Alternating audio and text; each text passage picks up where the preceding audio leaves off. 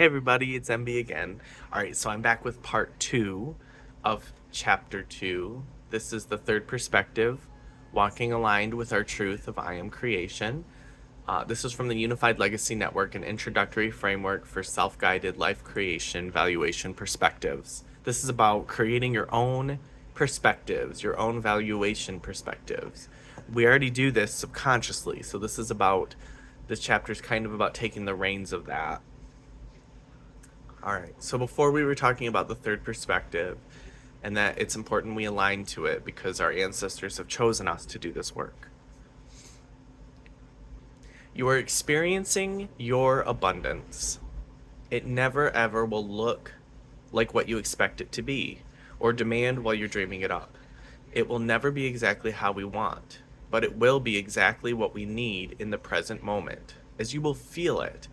You will feel the alignment with what you felt when dreaming it up, when creating it in your mind and heart, reflecting on your choice, action, thought. Your abundance is coming in to help you expand, evolve, to step into the fullness of your power. We are all called to this space on our life journey. Some of us step into it with abandon, and some of us fear letting go. We choose to turn back and go into the karmic cycle loops again. You always have a choice, and both choices will be for your greatest and highest good. Sometimes we need to relearn the same mistakes, even if it takes an entire astrological cycle or lifetime. Sometimes we need to re-experience the feelings that trigger us in order to map, code, input a new response, choice, action. The universe needs us to know that we can handle all of it, or else the lessons will repeat until they are learned and aligned with your third perspective. This karma still serves the soul's greatest and highest good. The choice is always yours to make, create, act. Crucially important to remember, things do happen to us that are not our creation. We did not do anything to deserve these things that do happen to us. But we do choose how to respond to it. Do we give it our power and become limited to just being a victim? Or do we choose a higher perspective of understanding to see that these things truly make us stronger, wiser, greater, fuller within our intimate connection of our I am presence as the third perspective? Do I choose victimhood or vengeance? Or do I create my own authentic, truthful, aligned response to the situation, memory, moment? How do I call my power back to me here and now? When faced with two choices, simply align with your truth, sometimes being the third perspective that you create. You will know because you will not have to think about it. You will know your true path is what you decide it to be, from the heart, how it makes you feel. It will be a firm yet calm, full body feeling, like you are entirely aligned in the moment, and the path feels clearly and calmly defined for you. You may have to create, transmute, your third perspective into being if the options are not present. Sometimes we are tested to see if we remember to do this. It might appear to you like a boyfriend and a best friend demanding you choose one of them, and you remember you can choose yourself.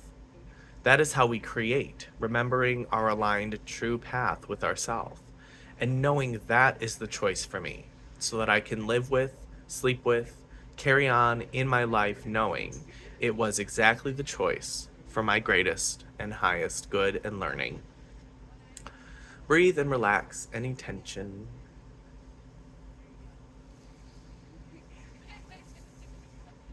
So, if you are presented with a choice that does not align with your truth, from my path, this would be choices that do not align with love, light, kindness, compassion, patience, my I am knowing. Just remember your truth, and you can create your own choice as needed, because you always know what you need in the here and now. Your feelings show you faster than you can think about it. You always receive the answers. You always remember the truth, for it is who you are. I am permission by existing here and now. I am the way. I am.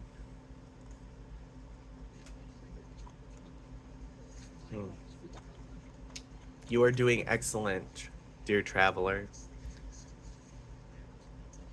There's a third part in here, a story, but I'm not going to read it in this video. The story is just about a soul that you can align with if you ever feel super lost or anything. So basically, this section is just reminding us that sometimes our abundance doesn't come in as good things all the time. It's not like when we think of an abundance, we think of like abundance of money or an abundance of food or abundance of clothes, but it's not always like that. Sometimes the abundance is an abundance of experiences. And we have to know what to do with those experiences when they come in. Sometimes where we're at in our journey requires us to go through a few more lessons in order to really unlock the true potential of what we're doing and where we're going. And it's important to know that if there's a lot coming in where you're just, everything feels curious, everything feels like it's shifting up, you're not sure where to stand, that is the abundance. You're getting a energetic makeover in your energy. And so it can feel super like unfamiliar. It can feel super weird.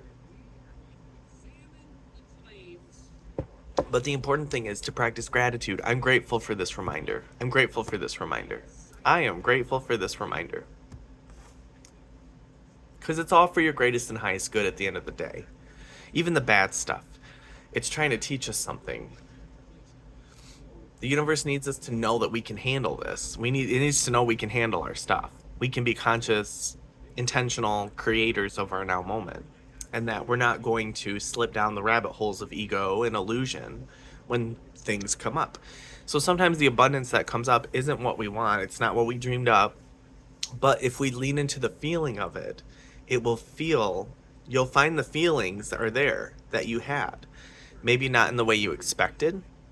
And part of what this work is about is releasing those expectations, releasing the things that you expect to happen, and going with the unknown, going with the things that are not familiar. And I like this section because it reminds you that you can always create your own understanding. If something is not making sense to you, just make your own understanding of it. The example I used in here was,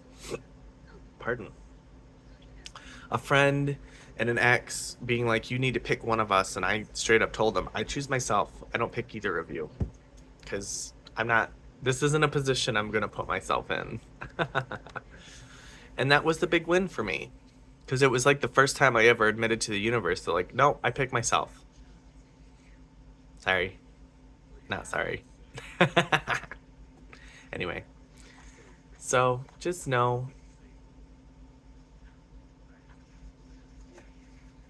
if you're presented with a choice that does not align from your truth, remember your truth. And you can create your own choice as needed. There you go. If you're ever in a pickle, you don't know what to do, make your own choice. I do it all the time. And a lot of times, the choices that I create that come up are the best ones, I think. The most amiable, especially in conflict. This is a great tool to help kind of break through the conflict or moments of tension. But I love you. I'm proud of you. That's it for chapter 2. I'll see you next time. Bye.